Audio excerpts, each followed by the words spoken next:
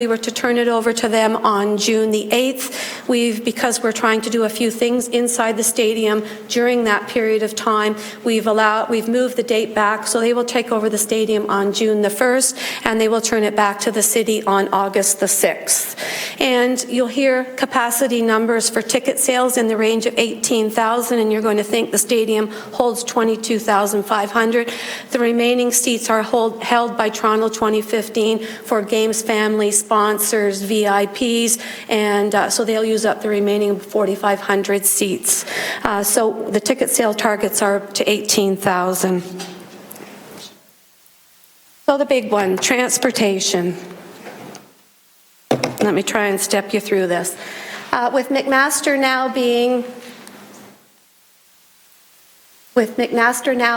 the Athletes' Village, our Games Route network, which you've heard a lot about when Toronto 2015 unveiled it, will be going straight down Main Street to Gage, down Gage, and into the stadium. That, when you see it as blue, when we talk about the Games Route network, that is for athletes only. Spectators will have spectators will use that route, but we're not. When we want to get the athletes, we're catering to the Games Route network, and that's to move the athletes as quickly as possible to the venue. So they'll be coming out of McMaster, down Main, down Gage, into the stadium, and they'll return back to Mac along King Street. We then have the shuttle services that we'll be providing, that's in the red. So our shuttle services will come from both GO stations, from the new James Street station and the James Street station. It will come up James, pick up the Games Route network, and go down along Main Street, down Gage, and onto King, and we will drop the traffic off, we'll drop the spectators off at that point. It'll make its way back down again along King Street. We will then be having 2 park and walk locations, which is the DeFasco site at Lincoln and Linton, and also the Dom Glass site. They will be park and walk to the stadium. We will be bringing the people into that location who are coming from Niagara Falls and St. Catharines Way. They will come along the Queenie, up Burlington Street, up Gage, and into those locations. For those coming from Toronto, we will be directing them right now. This is still in a tentative plan, not a permanent plan as yet. But our goal originally was to try and have something at Gage and Burlington Street. That did not work out, so we had to expand out to where we were going. So we're now looking at Mac as being one of our spectator shuttle areas, and we're also looking at Mohawk as being one of our shuttle areas. So those coming in from Toronto will be directed to Mac. Those coming in London, Brantford Way, will be directed to Mohawk College. They'll then grab a shuttle, and it'll take them down to the stadium. So we're looking for about 3,600 parking spots. Between the 2 park and walks, we got about 1,600 spots, and between Mac and Mohawk, we would have the additional spots that we require. Again, that's not carved in stone yet. We're just trying hard to try and bring this home, but we're working to try and find the best way to transport these people. When we talk about the Games Route network, you heard lots about HOV lanes, and Hamilton probably having a dedicated lane going down Main Street. That is not going to be the case. We can move traffic without having any dedicated lanes. We can move the buses down, transporting the athletes with no problems at all. Going down Main, we may need a few signal adjustments, but everything should flow very easily down Main Street for us. I think I've covered that.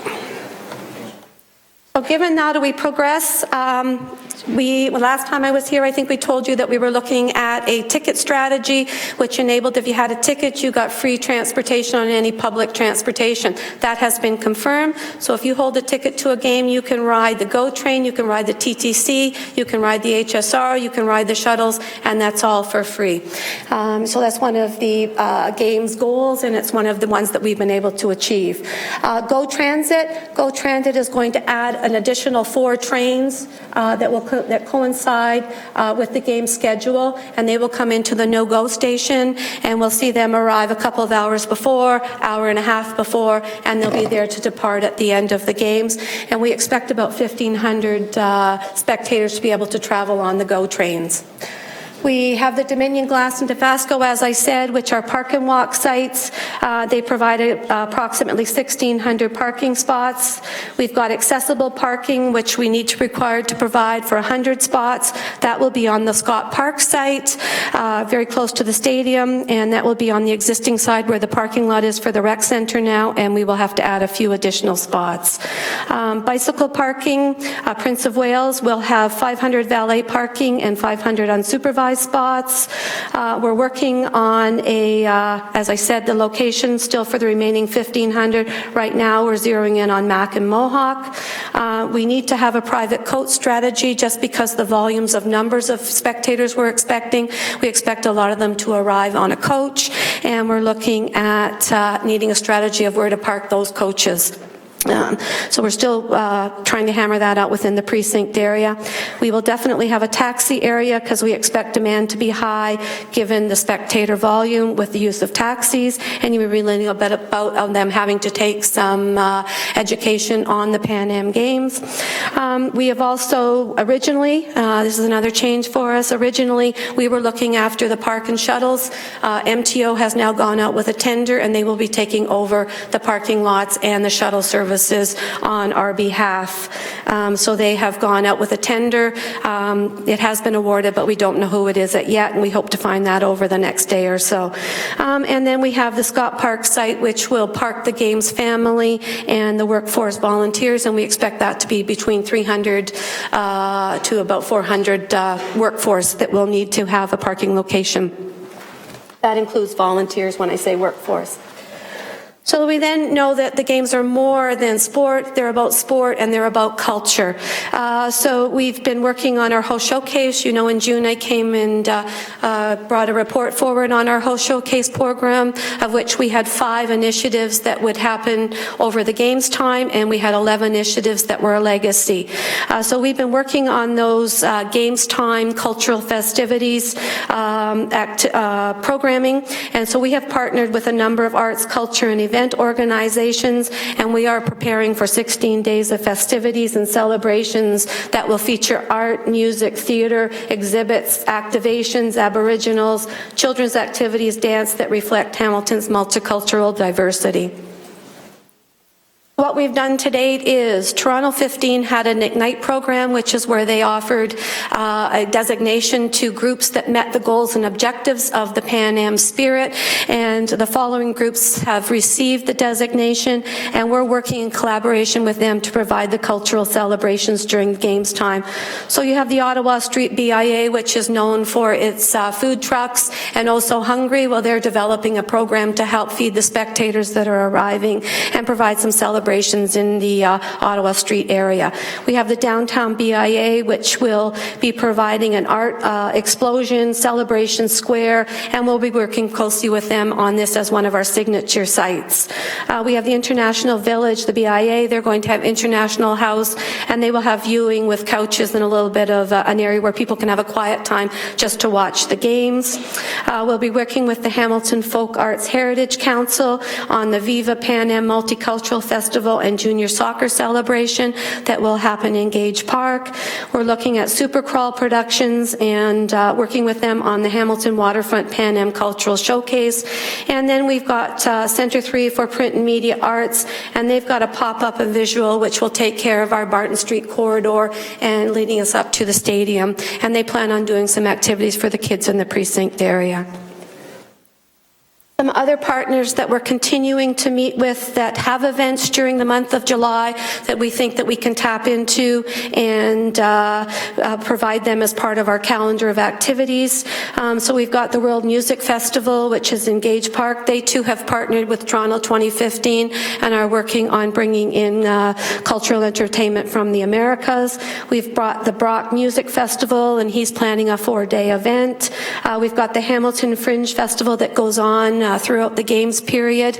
And normally they have VIP people who give a little bit of an update or a presentation or an introduction to the play that's playing, and they are willing to turn it into a Pan Am theme and have athletes that announce the little play that's going to go on. So they're willing to share with us some Pan Am theming.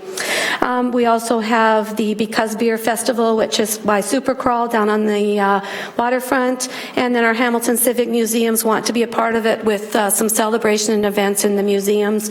We've tapped into all the local BIAs, and I must say to all of you that the BIAs have really grabbed this and are planning some activities.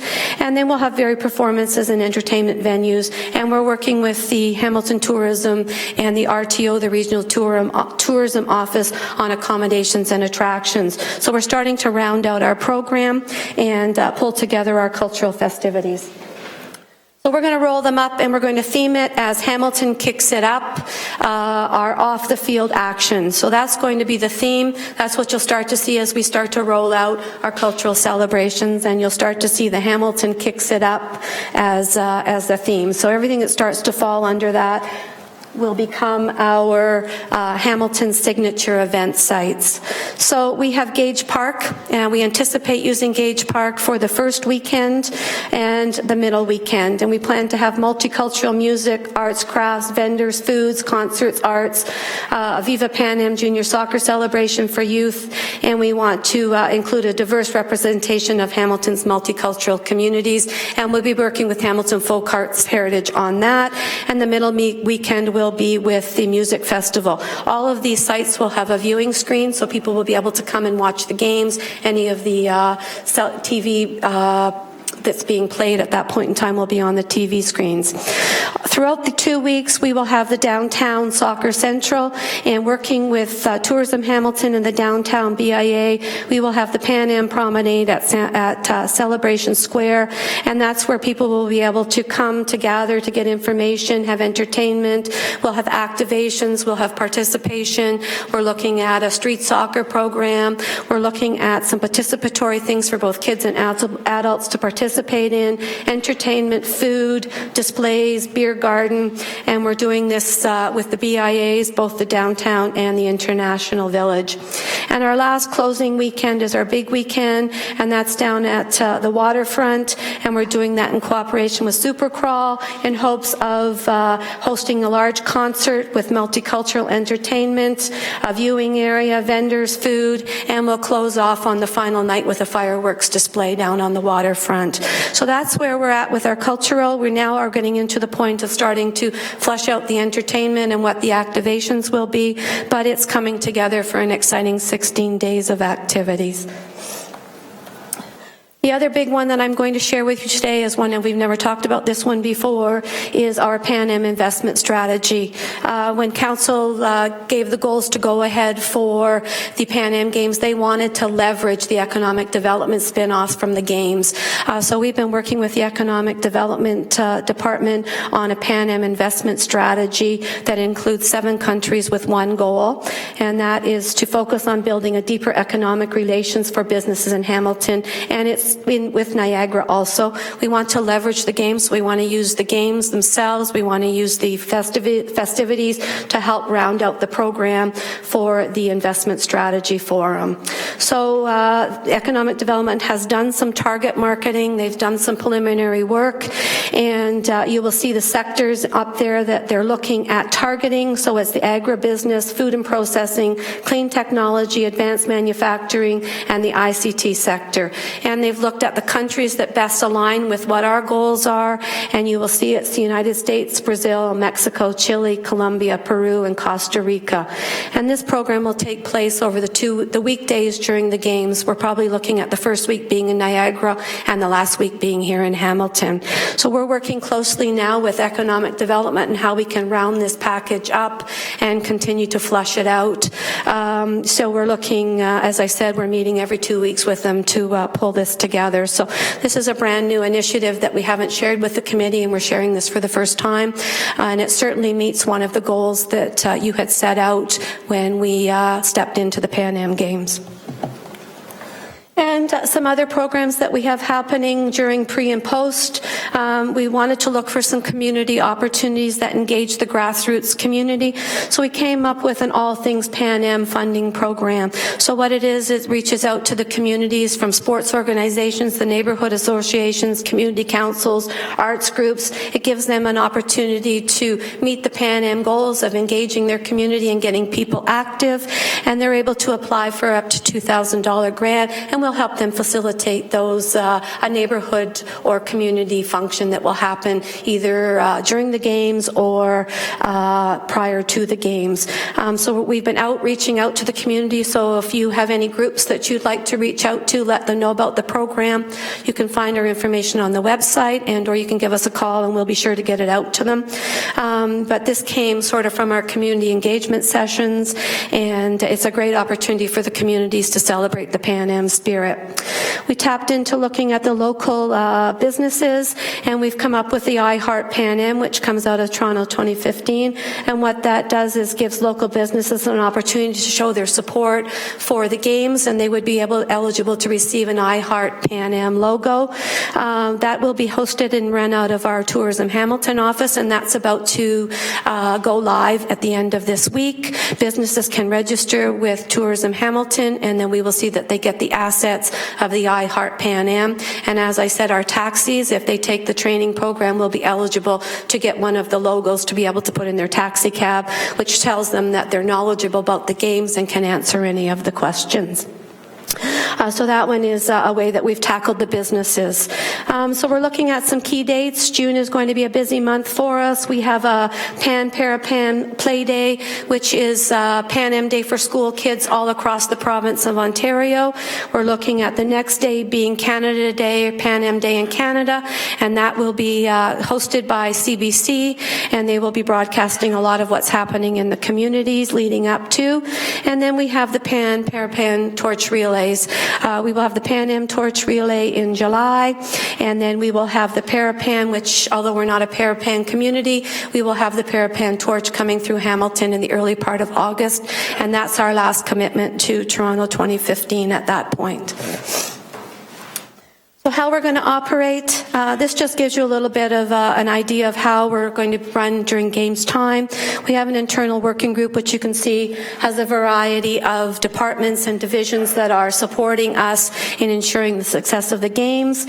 We have Toronto 2015 in the stadium that we'll be linking to, and that would be through the stadium staff. We have Toronto 2015 plans on operating through a main operations center, and we will be linking in through that, and we've been having to designate a rep, and Brent Browett has stepped up to take on that role, so he will be the lead to Toronto 2015 on that committee. We then have the Integrated Security Unit, which is our Hamilton Police Force, and Scott Morton and his staff are hosting that and running that part of the operation.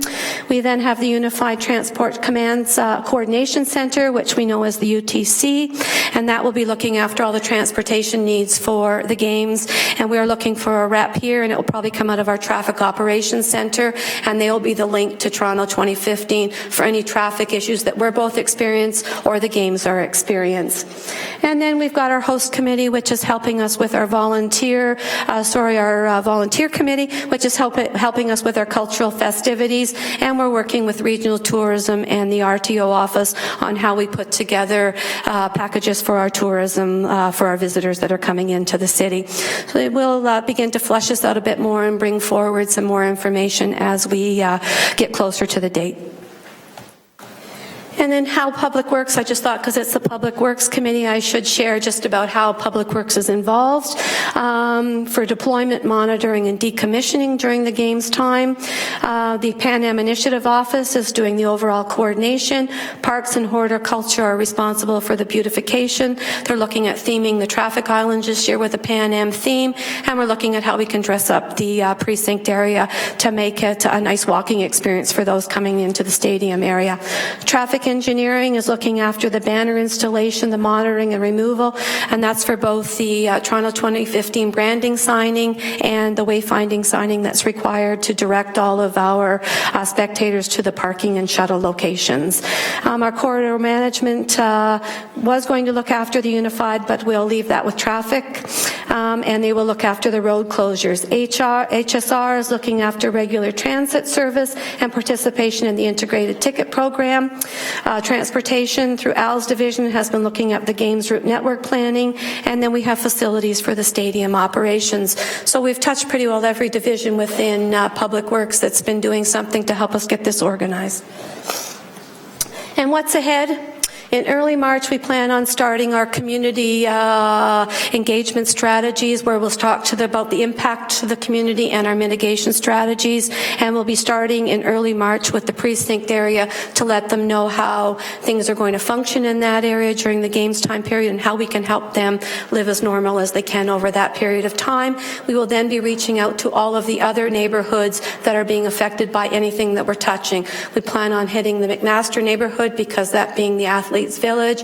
We're looking at both of the waterfront to touch that neighborhood for our cultural celebrations, the Gage Park area. So we're going to do as best as we can to reach out to those neighborhoods to be able to let them know what's going to happen over the games period time.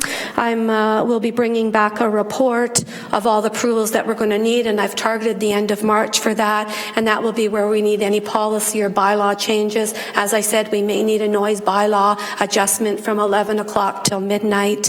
In order that we can move people out of the area, as it's going to take us a little while to exit the stadium by the time the games are over, and if we want to run the cultural celebrations a little longer, but I'll bring that back to the committee for their approval. And we may have a few policy changes, and we'll be looking for a delegation of authority of somebody who can quickly make some decisions at games time if we need them.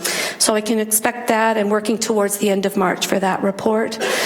We're continuing to outreach and create the buzz. We're out at least 2 or 3 nights a week reaching out to the community to talk to them about either what's happening with the games or how they can be involved and what there is for them. We're continuing to create that buzz, and we're expanding the Stay, Play, and Explore experience with Tourism Hamilton and the Regional Tourism Office.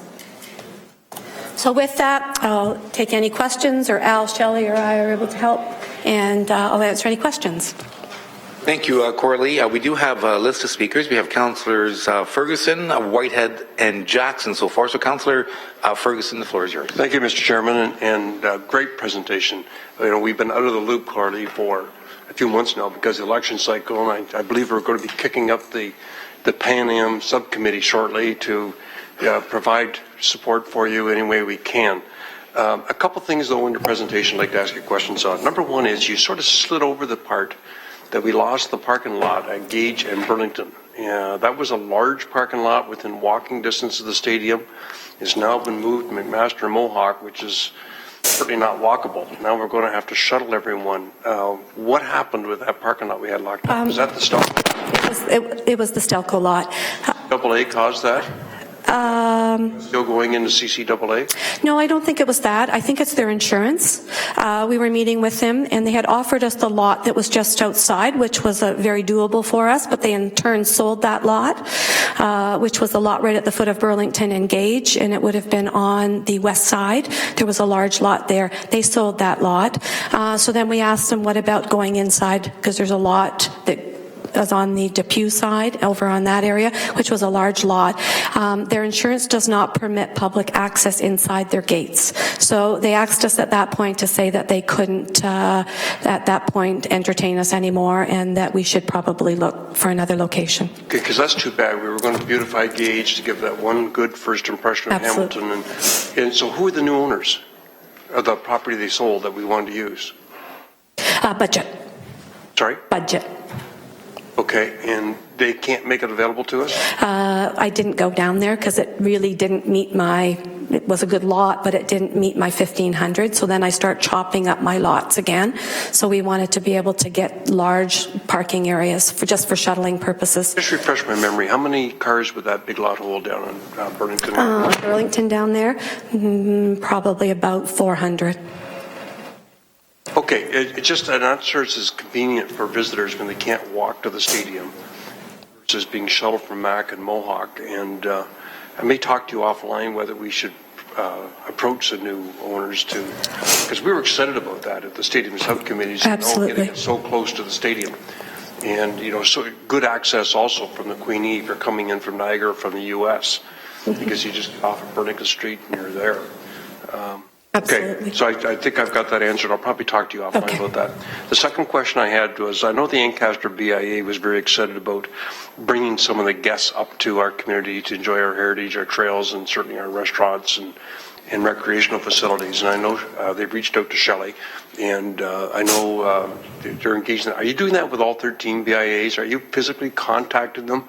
And then with the BIAs, once they establish what they're going to be doing that would be appealing to visitors to our city, will they be advertised somehow to visitors when they come in, where these BIAs are, how they get there, and what's available at these locations? Absolutely. We have been, staff, Greg and Shelley both have been attending the BIA meetings on a regular basis, providing updates, figuring out ways to engage them. Shelley has gone out and met with pretty well all of them on an individual basis to talk to them about the options and things that they can be doing during the game's time. We will be pulling together a whole program, so they will run into the Hamilton Kicks It Up. There'll be maps, there'll be, everything that's happening over that period of time. So we'll have maps, we'll have an explanation of what's going on, how to find it, how to get up there, and be able to fold that all into our Hamilton Kicks It Up celebrations. So any suggestions from you or Shelley about what we as members of council who sit on the various BIA boards, message we should be taking back to them? Shelley? Shell, have you got? Councillor, the BIAs will fall under the iHeart Pan Am program. So we are, through Julia Davis and Tourism Hamilton this Friday, as Coralie mentioned, that program will be launched, and the BIAs are key partners within it, where they will have that logo and that emblem, and we'll be able to advertise and promote their services, their merchants who meet the criteria of the iHeart program on our website and in our promotional material. So there is that vehicle in there, and we do plan on advertising and promoting people to go to Ancaster and Stony Creek and Waterdown. We've touched base with them. Concession Street and Ottawa Street, there's 13 of them now. And yes. We want to make sure that we give them the opportunity to invite all these visitors to come up and spend their money there. Just last week, actually, the BIA coordinating staff person sent out another email to all the BIAs reminding them that we have the iHeart program and a couple of the initiatives, the All Things Pan Am, so everybody should be aware of it, and we would be back at the BIA Coordinating Committee again within the next month at their meeting. And then some of those BIAs, like the Ottawa Street, are already part of the plan. So Hungry is an example. So I think they've taken care of that. I saw that in the presentation. Oh, okay. So Ottawa is in fact already engaged with the food program because they're, and of course they're a textile location too for potential shoppers. My next question is, you sort of glossed over this too, Coralie. Why the heck are we turning parking and shuttles over to the MTO? We know how badly the province screwed up the stadium. So why, the MTO is not familiar with traffic patterns in Hamilton, not familiar with our one-way streets, not familiar with our parking lots. Our own public works staff, our traffic staff, and our transit staff are far better qualified. So why are we doing this? Because if it goes south, shuttle and parking, we'll be very embarrassed and will once again have no control over it. Can somebody explain this to me? Okay, who'd like to answer this? Al? Through the chair, we were working on both the parking management and the shuttling arrangements, and Pan Am 2015 and the MTO came forward and said they were working on exactly the same thing for the other municipalities. So through our discussions, it was determined that it was going to be a better value for them to roll all of those aspects into a contractor. Basically, the shuttling is going from the parking lot to the venue. So as far as knowledge of the surrounding area, they will be provided with training to do that. As far as the parking management, there needs to have a point of sale. There needs to be control from that aspect. We looked into our resources and felt that, again, from a contract point of view, it was better for them to look after those specific aspects on site, and that it would be looked after. It would be a matter of, if we were going to do it, they'd pay us, and then we'd be paying the contractor. It's a much cleaner process to do it the other way. Okay, so the fear is that the buses don't show up, or they're a piece of junk, and of course this is our chance to make a good impression on our city. First point of contact is first driving in. The second point is getting on that shuttle and heading to the stadium. The province has demonstrated to at least me, and I think all of City of Hamilton, that they don't write contracts with consequences if someone doesn't perform. There are very limited consequences for the consortium building the stadium if they're late. And they took advantage of that, quite frankly. And so what can we do to ensure there's adequate consequences if the MTO's contract, because now we're not in control, that if they don't perform, there's serious consequences and the problem will be fixed. Through you too, Al. Alan? Through the chair, this is a very high-profile aspect of the games to make sure that those aspects for visitors and spectators to come to the different venues and the different municipalities to have that good experience. The RFP does emphasize that. The contractor is responsible to make sure that there is enough supervision, that the vehicles are clean and well maintained on a daily and regular basis. So we're quite confident in our working relationship with them that that will be looked after to the highest level. Okay, infrastructure was also very confident on a very high-profile project called the stadium construction that they would get it done on time. And here it is January, it's supposed to be done on June 30th, not done. And because there's no consequences. Do you know, through you, Mr. Chairman, Al, what consequences are there if this contractor doesn't perform? Is there a huge penalty for an incentive to them to make sure they get it right? Alan? Through the chair, I'd have to go back and find out exactly what the consequences are and to the magnitude that you're alluding to. We can certainly get back to you on that. I'd appreciate that if you could get back to us. And I'd actually like to see a draft copy of that contract before it's awarded, just to make darn sure that we're not going to be embarrassed by the province again. Could we have that emailed, an update emailed to us then as soon as possible? Or would you like to formally a report come as a consent item if necessary to this committee? Okay, so why don't you move that accordingly, and that's seconded by Vanderbeek. All in favor? Carried. Okay, and my last question. Oh, sorry, Alan? Yes. Through the chair, it's our understanding that contract has already been awarded, so we'd be able to just give you those details. So I guess we need an update on it then. I would like to see a copy of it. I'm sure Okay. this is not confidential. Public dollars are being spent. I'd like to see a copy of it. And I'll go right to the consequences section. What's the damages if they don't perform? And through you, one last question to Jerry. Jerry, June 30th was the latest completion date. I don't think anybody cares whether it's June 30th or March 30th. We want to get it done right, done it clean.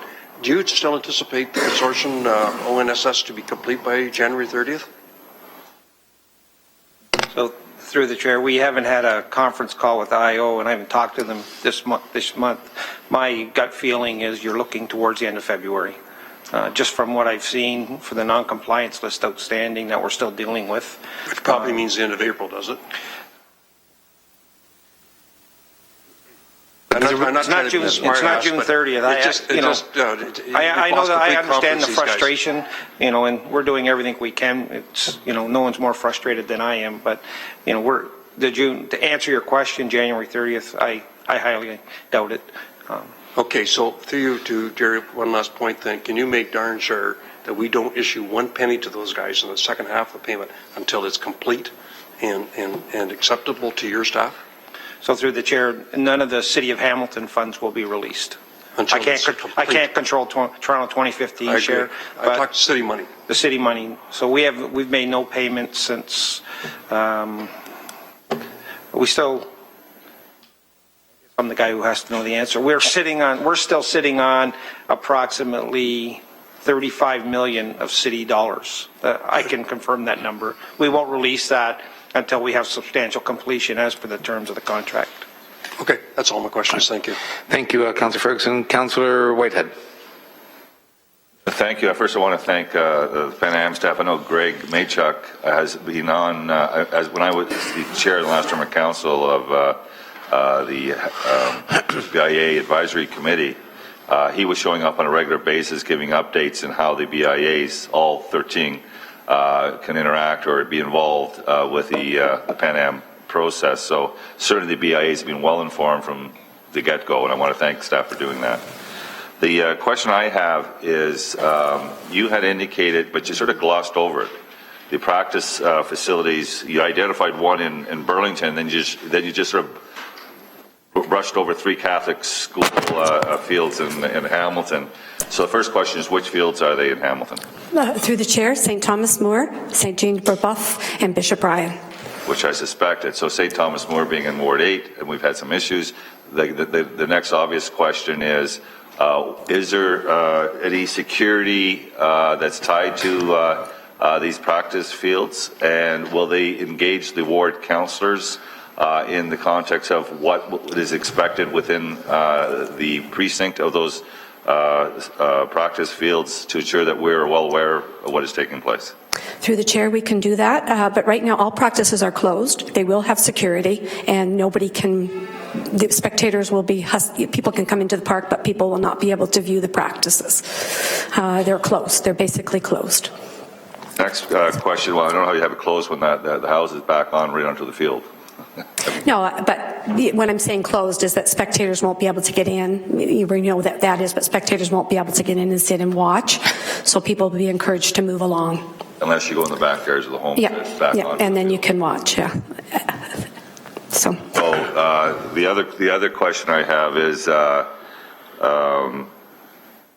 we were talking about taking advantage of all the different organizations, and the question is there any discussion where we could take advantage of the fact that they're coming out into the community for those soccer practices, perhaps to plug them into some form of a festival or activity within those geographic areas? I would have to take that back to Toronto 2015 to see if the athletes would be able to be available for any type of engagement, but I'll certainly go back and ask that question. I appreciate it. I just want to take a... I know at games time, because that is part of what the philosophy of the games are, is that the kids get to get close to the athletes. So is that at a practice where they would be able to greet the kids, or is that all from the stadium? But I know that is one of the key things with Pan Am, is the accessibility to the athletes for the kids. And that's what, and I understood that, and that's why I thought there was an opportunity that we haven't really flushed out relative to the practices coming out back into the community, and whether or not there's synergies there consistent with the values that have been espoused by the Pan Am organization to take advantage of that and plug in opportunities around those type of events. So certainly love to have that looked into. And again, thank you very much for your very thorough and comprehensive presentation. Thank you. Councillor Jackson. Thanks, Mr. Chairman. Corley, could you flip back quickly, please, to I think maybe your first slide, Hamilton's Soccer Central. And as you're doing that, one of the that's it. Thanks, Corley. One of the best moves that General Manager Jerry Davis ever made in his portfolio was when he heard that General Manager Joanne Priel was retiring Corley Secor from Recreation. He said, hold it. He said, I need to recruit one of the best to coordinate the Pan Am Games, and I congratulate you, Jerry. Corley, you've just been, your leadership and all your experience and talents in recreation in the past are coming to the fore, along with your team, of course. And so I just have such a comfort level with you at the helm there, along with Shelley and Greg and all the others. McMaster Athletes Village. I thought there was a moment in time, Mr. Chairman, where we were talking about housing and getting some additional dollars to house the athletes, especially with all the soccer matches being in Hamilton. Is that Coralie, or did I miss something? Mr. Chairman, through you to Coralie, please. That's it, Mac. Is originally when we first started the process, all the athletes were going to be in Toronto in the Athletes Village. They found the transportation to be totally unacceptable. I think when they did the timing, it was over an hour to get the athletes, far too long for them to be on the bus. And the other thing was reliability, about being able to make sure they were going to get. So as transportation, MTO, and Toronto 2015, with the assistance of Al, have been working, it became clear that they needed to have a satellite village in Hamilton to get the athletes. So MAC is now, the 2 residents will be the Athletes Village. So this is where the chairman and I have just had a little discussion prior to the meeting, Corley, where Toronto, I believe, got additional dollars for housing that will then flip over to the city of Toronto, I believe, once the games are over, part of the legacy for Toronto. Are we getting that kind of dollars that are actually building housing that eventually will benefit either our student population or the city of Hamilton, Mr. Chairman? Through Through the chair, there isn't that type of dollars. McMaster will be paid for the services that they use at the university. I see. Okay, thank you for clarifying that, Coralie. Too bad we couldn't get the extra housing dollars like Toronto got. Volunteers. By the way, Councillor Jackson, it's $1 billion they received. $1 billion for $1 billion housing. of housing. Thank you for further clarifying that, Mr. Chairman. Okay, the volunteer, that doesn't surprise me. We're the volunteer capital of the province and the first municipality out of the gate to reach its targets. That's wonderful, Coralie. Again, well done. We put $600,000, I think, aside, Coralie, for council last term approved for marketing and helping you with your marketing overall communication budget. Mr. Chairman, through to Coralie, how's that going? Sufficient dollars? Possibly coming back for additional? How are we doing in terms of promoting the prestige of our city internationally? Mr. Chairman, through to Coralie. The $600,000 is going towards our cultural celebrations, our marketing, how we round up that whole package is where we've allocated the 600. I'd love to come back for more, but no, I think we can manage. We've partnered. We've reached out with our partnership. We've been busy applying for grants. Shelley has worked very hard on a blockbuster grant with the province, and we're hopeful if we get that. But with all our partners and everybody, and we've got a budget well over $1 million. So I think we're good. If anyone that I might come back for additional funding, it would be the All Things Pan Am, and that was because we've had such a great community uptake. And I might need to, because we allocated $50,000 from that, from our 600 for our All Things Pan Am. So the applications are starting to come in, but it would be very nominal if I did come back. But hopefully we can work it within all of our budget.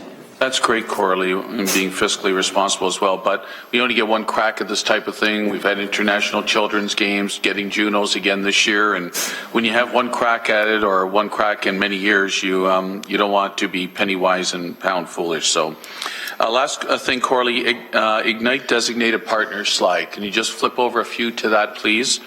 Thank you. So the Super Crawl Productions waterfront, you know how council has put the waterfront as a priority. I just see one reference to it, and primarily through the Super Crawl Productions.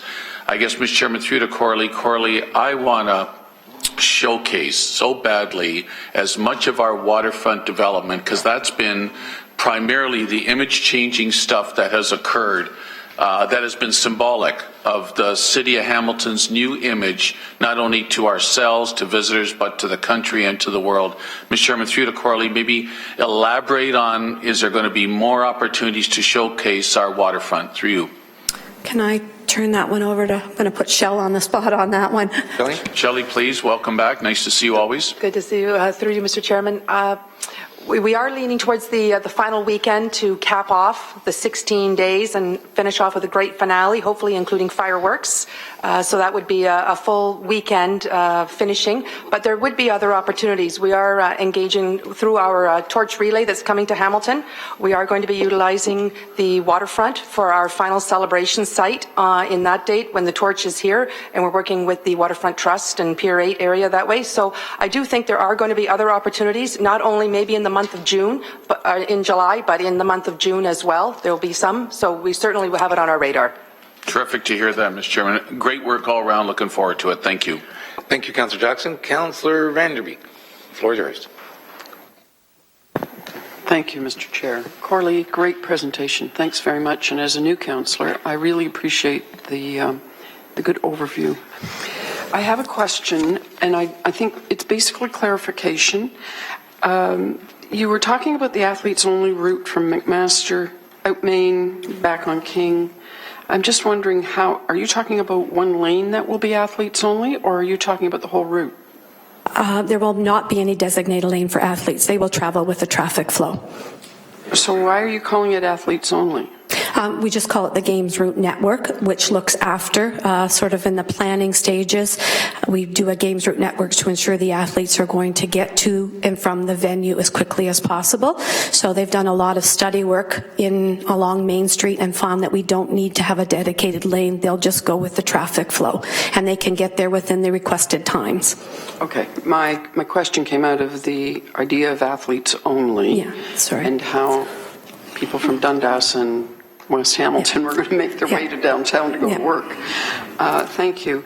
The other question I have through Mr. Chair to Corky is, you talked about going out to the neighborhoods, and you mentioned sort of the McMaster community because they're going to be impacted with the Athletes Village. I'm wondering also if you will be coming out to Dundas to let the people know, sort of in Ward 1 and Dundas, there's going to be a serious impact, again, back to the transportation of commuting between Dundas and West Hamilton and downtown in order to get to work, visit people in the hospital, make appointments, et cetera, et cetera. The plan is to go out with a number of locations for citywide, so people can come genuinely to hear what's happening across the city if they do use Canon, or how they move to and from to get to and from work. People getting to work should not be affected. Most of the games are in the evening, starting at 5:30. Athletes will be arriving at the venue about 2 hours prior to, so they should be coming into the stadium in the early part of the afternoon, and then they will be departing. It's going to be 10:30 at night, and the first game will be departing after 8 o'clock. So the traffic flows in the morning should be great, and the traffic flows at home should be fine, because all spectators are being encouraged to arrive 2 hours before the games start, just because of the security requirements to get into the stadium. So, and trying to get their transportation and their shuttles. So traffic for us, we don't see as having a huge impact for people getting to and from work, other than if they're trying to use that Cannon corridor. Thank you, Carly. Through the chair, I really appreciate that. Thanks. Thank you, Councillor. Next on the list is Councillor Duvall. Thanks, Mr. Chair, and thanks, Corley. Appreciate the update and the great work you do. One of the concerns, and a couple of the councillors are kind of touching on it, but when we go to how is Public Works involved, and when I see the HSR, regular transit service, you just touched, base of the transportation. I know the couple hours before, but even at 5:30, I mean, from 4 o'clock on, that's our rush hour. Right now, we have some buses like the routes can't fill the capacity now, but now we're going to have an abundance of people coming in and every day. And with the hotel services that we have, it's not just downtown, but up on the mountain. So are we going to be providing extra buses on those routes for those times of the day? I'll let Al answer that one. He's closer to it than I am. Alan? Through the chair, we're working with HSR staff on the scheduling of vehicles. Again, we're encouraging people to use public transportation, walking and cycling, because of the limited parking in the area. So with a ticket, as Coralie mentioned, spectators can utilize transit. So there are a number of existing routes along from the downtown to the venue and across the city. So we believe that use of public transit will be seamless to the people. It is also during the summertime, so the overall population is lower using HSR at that particular time. Again, because the games are on the afternoon, we think that there will not be a huge impact to anyone using the service. Okay, I just have some concerns, because if you look at a Tiger Cat game, we have special transportation, just the services when we go up to Limeridge. The buses are jammed. Okay, and because we ask people to use the public transportation, which I agree.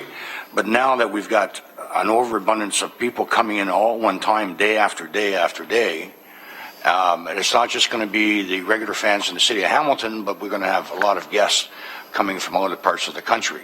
And they're going to be using our facilities in these hotels, and then the guests are coming in. So just having regular transit service, we know it's not going to cut it. We have to have, the last thing we want to do is embarrass ourselves when the buses are full and everybody's trying to get to point A to point B. because there's no restaurants down by the stadium. A lot of people are going to be using our restaurants down, in the main focus of town. So I'm just hoping that that's being put into consideration, that we don't. Through the chair, in addition to the HSR that we've mentioned, the shuttling will also be available, people that will be driving to locations using the shuttle service, and of course the shuttles would be able to stop in the downtown as well. So we think there's a number of ways that people are going to be able to get around quite seamlessly and conveniently throughout the 16 days. Okay, thank you. Thank you, Councillor Duval. Councillor Pearson. Thank you, Mr. Chairman and Corley. Thank you. I missed the beginning part, but excellent presentation and information that's here, and I really appreciate it because I'd like to put it in my newsletters for my community. Just on everything that's being done, it's great. You mentioned there they can go to the website for, I can't remember what the funding program, but there's a website. For All Things Pan Am, yep. All Things Pan Am, Yep. that's the www.allthingspanam. No, it's just under the Hamilton/Pan Am. Okay. And there's a little click on there and they can get the information. Super. So when, just in participation information going out, are we taking advantage at all of putting something, say, in the tax bills or notice in the next little while that we can give a little sort of shot out there to everybody? We've just been able to secure a communications person, and we're putting together a communication plan, and that was one of the things that would go out that we've targeted as one of our ways to get the information out. Excellent. And we'll be having, I see that we're going to be beautifying and everything, so we'll have flags maybe of all the communities that are participating in the countries on display, especially here at City Hall. Yes. Excellent. We've been on the market and purchasing flags. So Thank we've you. got all 41 flags of all the 41 countries. And I know I saw them at the beautiful At the Mum Show. Yes. And are we going to have information on our signboard out front? I think that gets a lot of visibility, even if it's just the website information, when I think we should be sure we take advantage of that early. Absolutely. We've had the countdown out there. I should Yes, be saying I saw through the that. chair, my apologies. But we've had the countdown going on, and as we start to build more, we'll probably start to put Hamilton Kicks It Up so people start to see and can associate with our theme for our cultural festivities. We'll start to build. We'll start to build the excitement. Excellent. Two questions, though. First, and I know you mentioned Scott Park site. I know coming in every day recently, there's works being done at Scott Park right now. Do we know that that's going to be cleaned up or everything will be secured for the games? Through the chair, that is targeted to all be down and be flat, except for the community center, and I think you're going to deal with that a little bit later on. Okay. And it will be flat, and it will be available for workforce parking and accessible parking. I may have missed that at the beginning of your presentation. And lastly, it was mentioned about encouraging transit and cycling. There will be secured cycling storage area at the stadium. We've secured Prince of Wales playground area, and we will have 500 valet parking spots for bikes, and we will have 500 unsupervised spots. Excellent. Super. Thank you. Plus, the bike share will be down there also. Right. Super. Thank you very, very much. Excellent. Very excited. There are no further speakers. Councillor Whitehead for a second time. I think, consistent with Councillor Duval's questions, a bit concerned on the transit piece. We have a number of hotels on Upper James, for example, and we have over 700 people being passed by now at those times that you talk about in regards to the utilizing of transit. So we've already identified an issue. It's an RA line, which is one of our primary lines on the mountain. So the question I have is, what are we doing to address that issue over the period of the?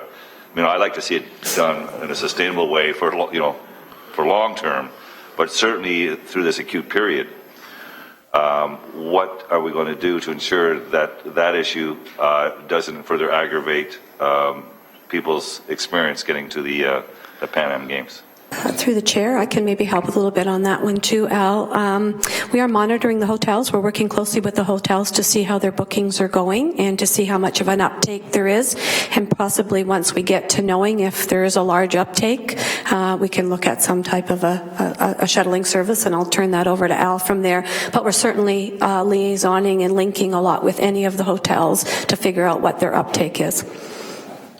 Okay. Through the chair, we'll be working with HSR staff to make sure that people are not left standing on the corner.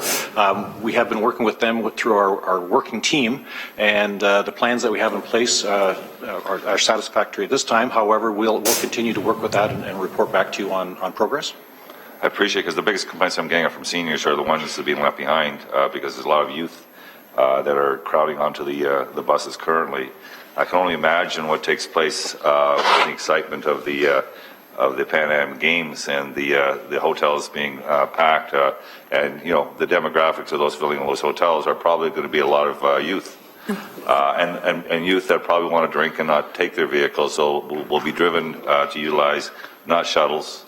Because even with the shuttle service, you still need to get to your car and then drive your car to the destiny that you're going. So I think there'll be a lot of individuals that will be more astute and will want to take some form of public transit immediately without involving their cars whatsoever. And I just want to ensure that we still have a city to run and we still have people to serve, and that we understand that added tension within our public transit system, and that we're addressing that, especially on some of our key transit lines. I haven't seen that identified in the report. It concerns me once Councillor DeVal raised those concerns, because right now we have enough pressure up there with the lack of transit meeting the needs. Any further pressure will be a breaking point and create significant challenges for us. So please get back to us on what the strategy is. Thank you. Thank you, Councillor Whitehead. No further speakers? Moved by Ferguson, seconded by Pasuda. All in favor? Carried. Thank you. Thanks, Corley. Great job. Thanks, everyone. Okay, moving on. We have a permanent closure of a portion of public assumed alley abutting number 12 and 14 James Street North. My understanding is there will be a motion to defer this. Is that correct? Councillor Jackson? Moved by Jackson, seconded by Ferguson. Well, I was going to say, if we're deferring it, why would we hear it today and not then? Mr. Chairman, thank you. I appreciate you wanting to speed this along, and I have spoken to the ward councillor and all parties, and Mr. DeSantis is here, and as long as I'm seeing a nod. We should defer the delegation as well as. Oh, as well as that? Yes. Okay. I will move then deferral to the next Public Works meeting with all parties' approval of that, Mr. Chairman. Moved by Jackson, seconded by Ferguson. All in favor? Carried. Thank you, Mr. Chairman. Okay, now, moving on to 8.2. We now have item 8.2 before us, respecting policy 11, single source provider for Red Hill Creek in-channel repairs at Kings Forest Golf Course. And I believe, Councillor Ferguson? Yes, Councillor Ferguson. Yeah, just a couple of questions. I've always had resistance around single sourcing, and so I can just ask some questions on this. Number one is, you're arguing that this particular contractor has done all the work on the Red Hill Creek Expressway since it was initially constructed, but it failed. And it's failed repeatedly from what I read in the report. So why do you want to keep going back to the same contractor when what they did originally didn't work? Gary? Yeah, through you, Mr. Chair. We wouldn't characterize that as a failure. The problems that we've had, I mean, we relocated 7.5 kilometers of creek. For the most part, we've only had a problem with about 400 meters through the golf course. It is a very sensitive area. It's where the two reaches from a very steep type of channel to a very flat type of channel occurs. And being through the golf course, it's a little more sensitive. The times that we've had problems are with storms that have exceeded any design. And for the most part, even the big storm in 2009, the creek, especially down through the valley adjacent to the freeway, reacted exactly how it should have, and was very little damage through that, other than some of the work immediately adjacent to the road. But it's a natural channel stream design. We had a 5-year monitoring program for exactly that, because there are areas that needed to be tweaked. You can't get it exactly right all the time. I think a comment by our designer was the only way you ensure that it doesn't move and that you don't have any problems is to put it in concrete. That wasn't the idea. We need to react the way Mother Nature wants us to do it. We're making it a little wider here. We've already put the bridges in. We need to put it back. The contractor that we had, R&M, has done all of our creek works. They are, as far as we're concerned, the preeminent contractor in this type of work. They're skilled at it. They're knowledgeable at it. They can do it the fastest and the best. There are other contractors that do this type of work, but that don't have the experience. And besides, these guys are putting it back the way it was. So that's, the reasons why we're recommending them. Okay. First of all, I think that having to spend $1.1 million 10 years after construction, I think is a failure. But even if it is only 400 meters, we have a lot of inexperienced contractors bidding on our regular work, but we have a specification they have to meet. And if they don't meet that specification, they don't get paid. And I would expect we'd be able to write a specification to make sure whatever the contractor is successful would build it in accordance with those specifications, or we don't pay them. What are you going to, I don't sense I'll get a lot of traction about this from the committee. So what are you using to make, because we're not testing the marketplace, to make sure you're buying at a competitive rate when you're not putting it out for tender? Who would like to answer this? Rome? Gary? Mr. Moore? Through you, Mr. Chair, I mean, it's not that this contractor hasn't built the creek according to specifications. He's followed that. He's done everything we've asked him to do. It's that if anybody's at fault, it's us in trying to build what we wanted in there. It's always a delicate balance. How much do you put in and how much risk do you take? Do you think that's wide enough? Do you think those bridges are enough? Okay, Mother Nature told us they needed to be a little wider in order to be more stable. Everything else, for the most part, along the entire length, we're talking less than 10% of this needed to be tweaked, and that's what we're doing. And we're having the guy that come back who was successful placing all of the structures, the rest of the entire length, as well as this, to come back and do it again. And he's familiar with what he placed and why he placed it there. The other thing is the sensitivity in terms of getting the timing done. We really don't have time for a tender. We're caught between a fisheries window from MNR and DFO and the golf course operations. We need it done through a very small window, and that's why we want to get him in and get it done. Okay. So moved by Collins, seconded by Whitehead. All in favor? Carried. Opposed? Recorded opposed. Councillor Ferguson. Moving on, we now have motions, but we don't have any before us. Any notices of motions? Hearing none. General information? Hearing none. No private and confidential. Motion to adjourn. Moved by Pasuda, seconded by Vanderbeek. All in favor?